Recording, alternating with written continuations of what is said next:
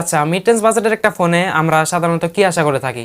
Good design, ভালো একটা display, full HD plus রেজুলেশনের 90 হার্টজ হাই রিফ্রেশ রেট, ভালো একটা প্রসেসর থাকতে হবে, একটু গেমিং টেমিং করব। ক্যামেরাটা তো মাস্ট ভালো থাকতেই হবে, সেখানে আবার আলট্রা ওয়াইডও থাকতে হবে। তো এটা শুধুমাত্র আমরা আশাই করি, বাস্তবে কিন্তু এমনটা পাই না। তবে স্যামসাং এর এই ফোনটাতে কিন্তু আমাদের মন মতো সবকিছুই থাকছে। কথা বলছিলাম স্যামসাং গ্যালাক্সি A15 4G ফোনটা নিয়ে। চলুন এটা নিয়ে আরো ডিটেলসে কথা বলা যাক। শুরুতে এই ফোনটার ডিজাইন নিয়ে কথা বলি। এই ফোনটার ডিজাইনটা স্যামসাং এর আরো একটা ফোনের ডিজাইনের সাথে মিলে যাচ্ছে। একটা না, দুইটা ফোনের সাথে মিলে যাচ্ছে। স্যামসাং A55, A35 এগুলোর সাথে কিন্তু একদমই মিলে যাচ্ছে ডিজাইনটা। মানে পাশাপাশি রাখলে কিন্তু চেনার উপায় নেই।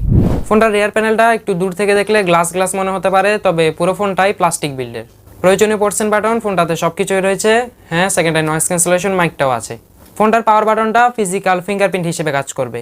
এর অ্যাকুরেসি, পজিশন এগুলো নিয়ে আমার কোনো কমপ্লেন নেই। তবে কমপ্লেন থাকছে এর ডিসপ্লেতে থাকা ওয়াটার ড্রপ নঞ্চ এবং ডিসপ্লের বেজেল এরিয়াটা নিয়ে। প্রথমত 2024 সালে দাঁড়িয়ে ওয়াটার ড্রপ নঞ্চ এটা কিন্তু একদমই বেমানান। আর আপনি যদি ডিসপ্লের বেজেল এরিয়াটার দিকে একটু লক্ষ্য করেন তাহলে দেখবেন এটা কিন্তু বেশ মোটা। তো এই দুটি জায়গা আর একটু লক্ষ্য রাখা উচিত ছিল। তবে ভাই, এই দুইটা বিষয় যদি আপনি কনসিডার করতে পারেন তাহলে কিন্তু এই ডিসপ্লেটা আপনার ভালো লাগবেই। বিকজ এখানে 6.5 ইঞ্চি সাইজের একটা সুপার অ্যামোলেড ডিসপ্লে ইউজ করা হয়েছে। ফুল এইচডি প্লাস রেজুলেশনের 90 হার্টজ হাই রিফ্রেশ রেটটাও রয়েছে। আর ডিসপ্লেটার পিপিআই ডেন্সিটি হলো 396। ডিসপ্লেটার কালার রিপ্রোডাকশনের কথা বলতে গেলে যথেষ্ট ভালো। আর এর পিক ব্রাইটনেস হলো 800 নিটস। তো ব্রাইটনেস জনিত কোনো প্রবলেম ফেস করতে হবে না আপনাকে। একদম ডিরেক্ট সানলাইটে বা হার্শ লাইটিং কন্ডিশনে কিছুটা প্রবলেম হতে পারে, তবে শ্যাডোতে ঠিকঠাকভাবে চালাতে পারবেন। তো সব মিলিয়ে ডিসপ্লেটা একদমই পারফেক্ট মনে হয়েছে আমার কাছে। শুধুমাত্র ওই যে ওয়াটার ড্রপ নঞ্চ আর ভেজেল এরিয়াটা ওইগুলো কনসিডার করতে পারলে ডিসপ্লেটা আপনার অবশ্যই ভালো লাগবে। আচ্ছা, এবার পারফরমেন্স সেকশনে আসা যাক। এই ফোনটার যে বিষয়টা আমার কাছে সবচেয়ে বেশি ভালো লেগেছে সেটা হলো এর আপডেটের বিষয়টা। স্যামসাং বলছে তারা এখানে 4 বছরের ম্যাচর আপডেট এবং 5 বছরের সিকিউরিটি আপডেট দিবে। তো ফোনটা এখন রান করছে One UI 6 best on Android 14-এ। তাহলে আপনারা এখানে অ্যান্ড্রয়েড 18 পর্যন্ত পেয়ে যাবেন। এটা কিন্তু খুবই ভালো বিষয়। আর যেহেতু স্যামসাংয়ের ফোনগুলোতে আপডেট জনিত কোনো প্রবলেম ফেস করতে হয় না, তাহলে বলাই যায় এটা এই ফোনটার জন্য একটা প্লাস পয়েন্ট। ফোনটাতে প্রসেসর হিসেবে ব্যবহার করা হয়েছে Mediatek Helio G99। এটা কিন্তু বহুল পরিচিত একটা প্রসেসর। আমরা মিড রেঞ্জ বাজেটের ফোনগুলোতে এই প্রসেসরটা প্রায় দেখে থাকি। ফোনটাতে র্যাম পেয়ে যাবেন 4GB, 6GB, 8GB and storage 128GB and 256GB। একটা কথা বলে রাখি, ফোনটা যখন মার্কেটে লঞ্চ করা হয়েছিল তখন এর দামটা কিন্তু আরেকটু কম ছিল। এখন এটা মার্কেটে পাওয়া যায় না, আর তাই বর্তমানে দামটা একটু বেশি। ফোনটার বেস ভেরিয়েন্টটা থেকে উপরের ভেরিয়েন্টগুলো 17,000 থেকে 22-23,000 টাকার মধ্যে পেয়ে যাবেন। এই ফোনটার ইউআই থেকে আপনারা স্মুথ একটা পারফরমেন্স পাবেন, বেশ ভালো একটা UI.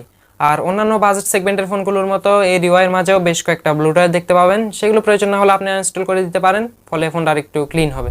App open close time decent একটা রেজাল্ট দেয়, মানে একদম স্লো না আবার সুপার ফাস্টও না।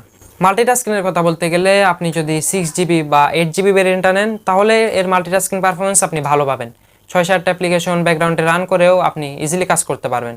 4GB র্যাম ভেরিয়েন্টটাই তেমন একটা ভালো রেজাল্ট পাবেন না। বেশি অ্যাপ্লিকেশন নিয়ে কাজ করতে গেলে দেখবেন যে লাস্ট অ্যাপগুলো ক্রাশ করছে। আপনাদের যদি বেশি অ্যাপ্লিকেশন নিয়ে কাজ করার প্রয়োজন হয় তাহলে আপনারা 6GB বা 8GB ভেরিয়েন্টটা নেবেন। Mediatek Helio G99 এই প্রসেসরটা দিয়ে মোটামুটি একটা গেমিং করা যায়। পাবজি এসডি হাই ফ্রেম রেটে ভালোভাবে খেলতে পারবেন, তবে আমি রিকমেন্ড করবো আর একটু লোয়ার সেটিংসে খেলার জন্য। ফ্রি ফায়ার খেলতে পারবেন, ওইটাতে অবশ্যই পাবজির তুলনায় বেটার রেজাল্ট পাবেন, স্মুথলি খেলতে পারবেন। আচ্ছা, ক্যামেরা। ফোনটার রিয়ার প্যানেলে 3টি ক্যামেরা থাকছে। মেইন ক্যামেরাটি 50 মেগাপিক্সেলের, পাশাপাশি 5 মেগাপিক্সেলের একটি আলট্রাওয়াইড থাকছে আর 2 মেগাপিক্সেলের একটি মাইক্রো শুটার। ভাই, এখানে যে আলট্রাওয়াইড দিছে এটাই কিন্তু অনেক। বর্তমানে 20-25 হাজার টাকার ফোনগুলোতেও কিন্তু আলট্রাওয়াইড দেয় না বললেই চলে। ফ্রন্ট ক্যামেরাটা 13 মেগাপিক্সেলের।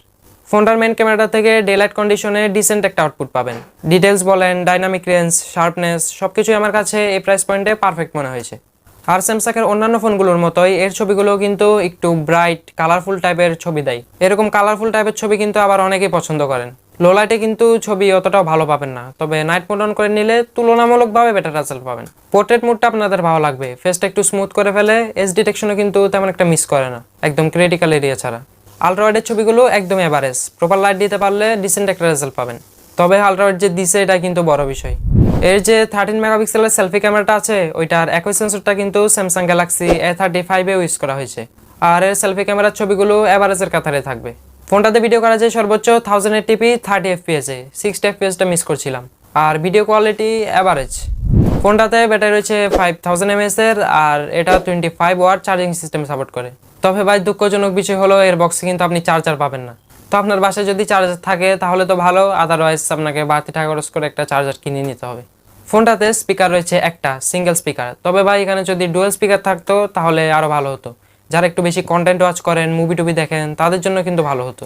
এই স্পিকারের সাউন্ড কোয়ালিটিও মোটামুটি ঠিকঠাক। তো এই ছিল স্যামসাং গ্যালাক্সি A15 4G।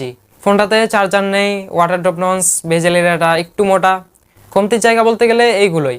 এর বাইরে যা কিছু আছে বলতে গেলে সত্যিই দারুণ। গুড ডিজাইন, ভালো একটা ডিসপ্লে, ভালো প্রসেসর, ডিসেন্ট একটা ক্যামেরা, আবার এখানে অ্যান্ড্রয়েড 18 পর্যন্ত আপডেট পেয়ে যাবেন, আর সঙ্গে স্যামসাংয়ের ব্র্যান্ড ভ্যালু তো আছেই। তো সব মিলিয়ে এটা আপনার জন্য দারুণ একটা প্যাক হতে পারে। যদি আপনার বাজেট এর আশেপাশে হয়ে থাকে তাহলে আপনি এটা চয়েস করতে পারেন। তো আজকের মতো এই পর্যন্তই। ভালো লাগলে ভিডিওতে একটি লাইক দিয়ে চ্যানেলটা সাবস্ক্রাইব করে রাখবেন। দেখা হচ্ছে অন্য কোনো ভিডিওতে।